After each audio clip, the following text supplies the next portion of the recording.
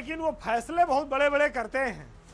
बात राष्ट्रीय लोकदल की जयंत चौधरी की, जिनकी पार्टी ने 1 महीने के भीतर 3 प्रदेश अध्यक्ष दिए उत्तर प्रदेश को।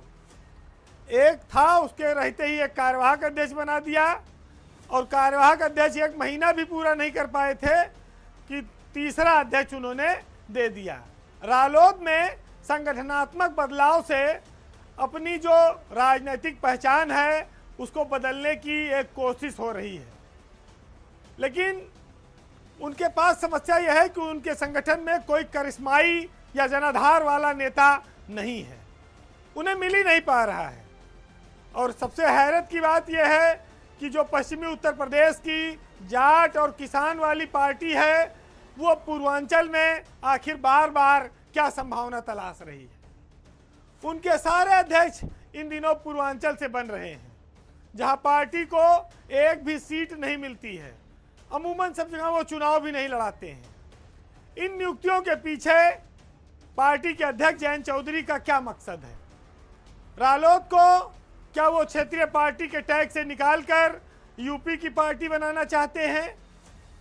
लेकिन यूपी की पार्टी बनने के लिए क्या कोई उनके पास ऐसा बेस है, आधार है, तैयार है, या वो पैदा करने में लगे हैं? ये सब कई सारे बातें आती हैं। अब उन्होंने रामाशीष राय की जगह बस्ती जिले के ऐश्वर्या राज सिंह को नया प्रदेश अध्यक्ष बनाया है। ऐश्वर्या राज सिंह नौजवान हैं, राज परिवार से आते हैं, और उनके आने पर काफ़ी बड़ी संख्या में लोग उनका स्वागत करने गए थे। लेकिन सबसे बड़ी बात यह है कि वो उत्तर प्रदेश का कोई ऐसा राजनीतिक चर्चित चेहरा नहीं है कि उनकी कोई बहुत बड़ी पहचान रही हो प्रदेश अध्यक्ष बनने से पहले। और जितना लोग उनके बारे में अभी जान पाए, सिर्फ इतना कि उनके पिता लक्ष्मेश्वर सिंह हैं, जो 1991 में जनता दल के टिकट पर विधायक बने थे। ये जो ऐश्वर्या राज सिंह हैं, ये 2017 में खुद आरएलडी के टिकट पर बस्ती से चुनाव लड़े थे और हार गए थे। उसके बाद से वो गुमनाम जैसे थे, लेकिन अचानक से जब उनको प्रदेश अध्यक्ष बनाया गया तो सबका ध्यान इस ओर गया। लेकिन यहाँ एक बात महत्वपूर्ण आपको बताऊं कि ऐश्वर्या राज सिंह का राजा भैया से एक रिश्तेदारी का नाता है। ये बात बहुत कम लोग जानते हैं कि ऐश्वर्या राज सिंह जनसत्ता दल के अध्यक्ष रघुराज प्रताप सिंह के रिश्तेदार हैं। राजा भैया उनके फूफा लगते हैं, यानी कि राजा भैया की जो शादी हुई थी भानवी कुमारी से, वो इन्हीं के परिवार में हुई थी। तो अब ये देखना है कि एक तरफ जेनजी का मुकाबला चल रहा है, दूसरी तरफ आरएलडी ने भी एक नौजवान अध्यक्ष दे दिया है, और वो राज परिवार से आते हैं।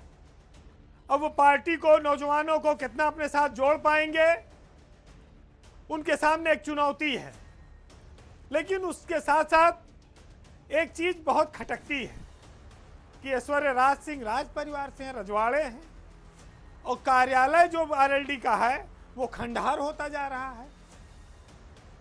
कार्यालय की हालत यह है कि ना तो वो बैठने लायक रह गया है, ना वहाँ कुर्सियां हैं, और राज परिवार के स्टेटस से वो मेल नहीं खा रहा है।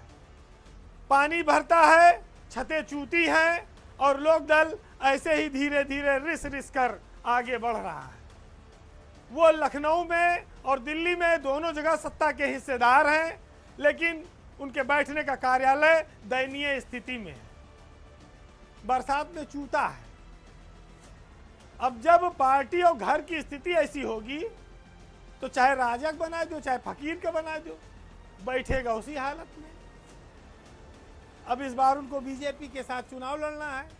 बीजेपी काफ़ी संसाधन वाली पार्टी है, खा पी कर मोटी हो चुकी है, और ये अभी दुबले थे, अब आए हैं थोड़ा से। पिछली बार 9 विधायक इनके जीते, अब आंकड़ा बढ़ाने की नई इबारत लिखनी है। अगर आंकड़ा इससे नीचे जाएगा तो फिर ऐश्वर्या राज सिंह के ऊपर जिम्मेदारी भी आएगी। उनके सामने कई सारी चुनौतियां हैं, उस पर उन्हें खरा उतरना है। बहुत कुछ इस बात पर निर्भर करेगा कि जयंत चौधरी उनको कितनी ताकत देते हैं।